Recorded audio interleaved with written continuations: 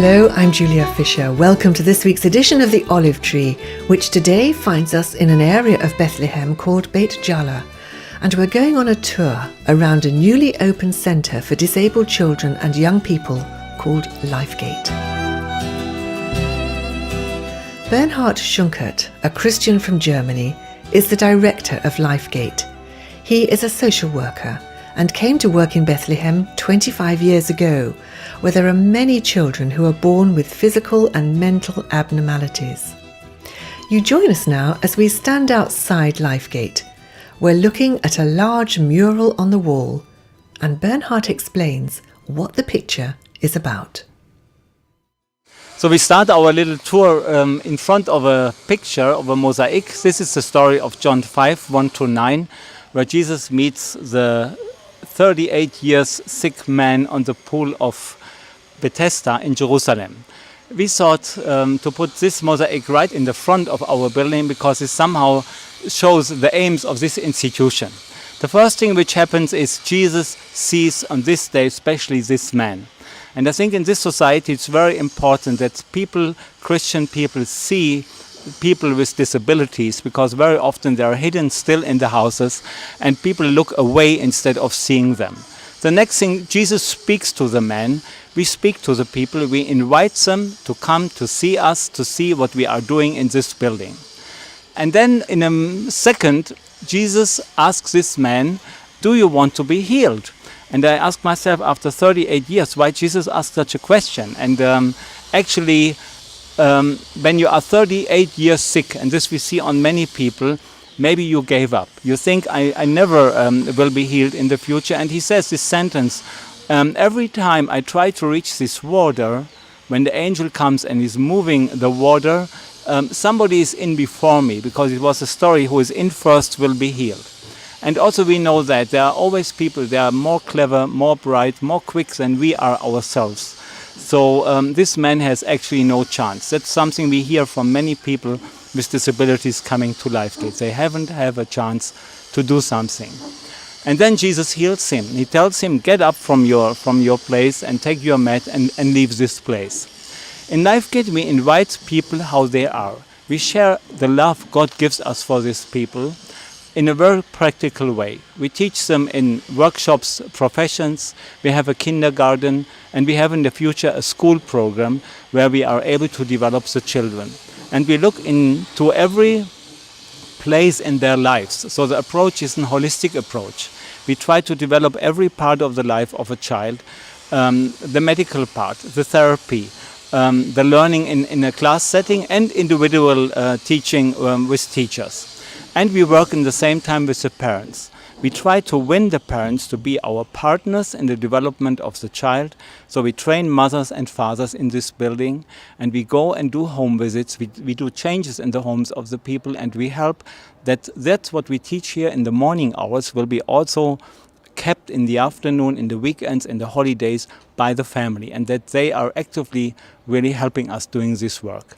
So the aim of Lifegate is actually in our story that the people will not stay here forever. That the day comes where we can tell them, now you can stand on your feet, get up, we help you, take a working place outside, you learn the profession, and now fill your place in the society. And we are very happy if the people are not needing us anymore. And we share, as a Christian institution, the gospel with them. We start our week here with a devotion. We read a verse from the Bible and we speak about it. We have a prayer meeting in this organization, and we really believe that God can give us all the things we need to give to the people who are coming to Lifegate. And when they are leaving us, we're hoping that the semen which God helped us to plant in their hearts will grow, and that one day this will be a fruit in their lives. And of course, the Lifegate never closes, so we help them whenever they need us again. We help them to come again and to have more support from us if it's needed. Well, now we're going to go on a tour and see what you do. Yeah.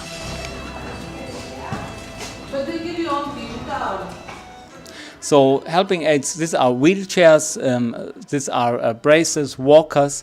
Actually, everything what a person needs, we are able to provide here in Lifegate. And we say in Lifegate, a wheelchair has to fit a person. That means it shouldn't be too big and too small, because we want that the people are able to use the wheelchair as a tool to be independent. And that's why when somebody comes here, they have a very close look to the person, and they do all the adjustments needed for making the wheelchair suitable for the person. So this helping aids we receive as donations, and also so we can give them out for very little money, because many people who need them, they don't have any money to pay. But also we receiving second-hand wheelchairs, for example, from Israeli organizations. So all this comes here together. We make it work, and then we give it out to the people again. Right, now we've come into another room, and I see ladies sitting here doing some beautiful embroidery, Palestinian embroidery. Yeah. In this section we train young women, but also young men, Palestinian embroidery work.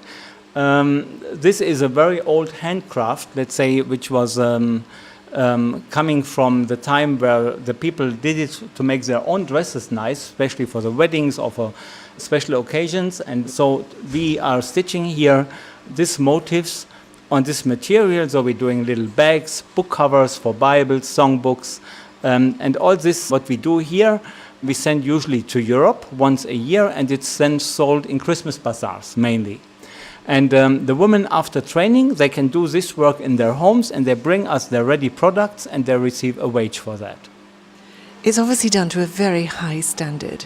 Yes, let's say the material we use is very good material, so you can wash the things and the color will stay inside, will not shrink. Very important, let's say, that the customer is happy also after using it quite a while. Yeah. And it takes a long time doing this work. Yes, that's right. You need a lot of patience. Of course, they're sitting together, they talk to each other. And but it is really a work. Let's say the time it takes, you never get paid for. Yeah, but this is not the aim. Let's say time we have in this country a lot. So I think it's good that people have an occupation and do something meaningful. Mm-hmm. Now we've come into another large room where there appear to be lots of sewing machines and knitting machines. Yeah. So here is our sewing section. Here we teach young people on industrial sewing machines, the handcraft of sewing. They are later supposed to be able to work in little sewing factories or to be independent and work with a machine in their homes. Here, which is actually a storeroom in the future, we put in our knitting people. They work on electric knitting machines. And now winter is coming, and hopefully there is a demand for sweaters and jackets.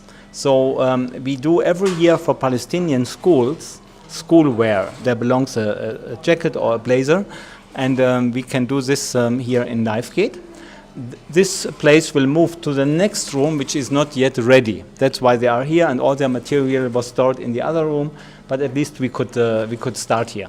Maybe very special, a young man sitting over there doing a typical woman's work. Actually, let us have a look here. Yeah, so he is really able to do that. This young man, as many others coming to Lifegate, is a good example. He was all his life sitting in his home without any special attention. When he came here, it took us really some months to build a trustful relationship with him. And today he's able to do all this needlework, and in the future he will be able also to work on a knitting machine. He's actually crocheting a rug, and he's very good. He's very fast. Yes, he's very fast. The patience of our teacher here, Miss Afaf, helped a lot, and the one-to-one attention he received a lot also from our therapist while he is here. He receives therapy. He receives attention here in the section. He's working with one teacher, learning Arabic, math, general knowledge. So the attention in Lifegate is pretty much one-to-one. And this builds up the trust in the people. They receive self-confidence, and this is actually the basic that they believe that they can learn something.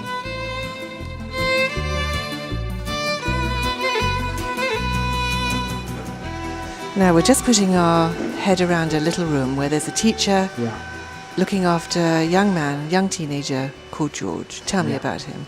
Yeah, George is a young boy. When he came to us almost 3/4 a year, after 2 weeks, because of behavior problems, all our staff people reached their borderline and said, we cannot work with this boy anymore. And they wanted to send him home. This happens quite, I wouldn't say often, but from time to time. We receive young people, they are the first time out of their homes, they have no behavior, let's say, skills, and we start here in Lifegate also with this from zero.